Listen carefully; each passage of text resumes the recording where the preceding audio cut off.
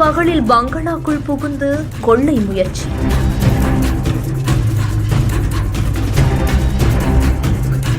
கத்தியை காட்டி மிரட்டிய பொழுது நடந்த ட்விஸ்ட்.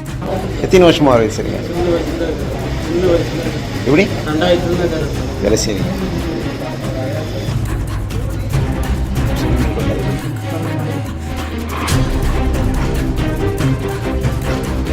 திருப்பத்தூர் மாவட்டம் வாணியம்பாடியில ஒரு தொழிலதிபருடைய வீட்டில் நடந்த ஒரு கொள்ளை முயற்சி இப்போ பரபரப்பை ஏற்படுத்தியிருக்கு.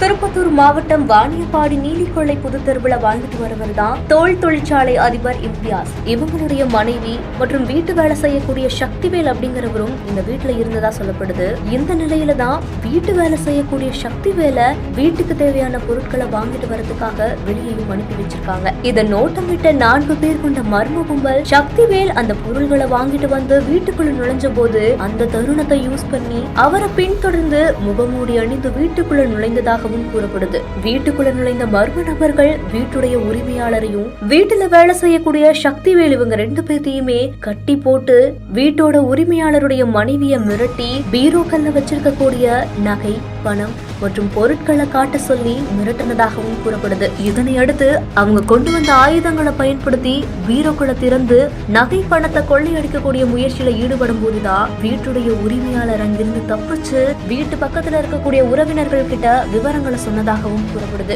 உடனே பதறி போய் அக்கப்பக்கத்தினர் வர்றதை பார்த்ததுமே கொள்ளையர்கள் அவங்க எடுத்துட்டு வந்த கட்டிங் மிஷின், சிசிடிவி கேமராவை மறைக்கிறதுக்காகவே சுனோ ஸ்ப்ரே, ஆயுதங்கள், கிளவுஸ்னு அங்கேயே விட்டுட்டு தப்பிச்சு ஓடுனதாகவும் கூறப்படுது. கடந்த 16ஆம் தேதி நடந்த சம்பவத்துல இவ்வாறு செய்தி பரவன நிலைமையில தான் போலீசார் விசாரணையும் செஞ்சிருக்காங்க.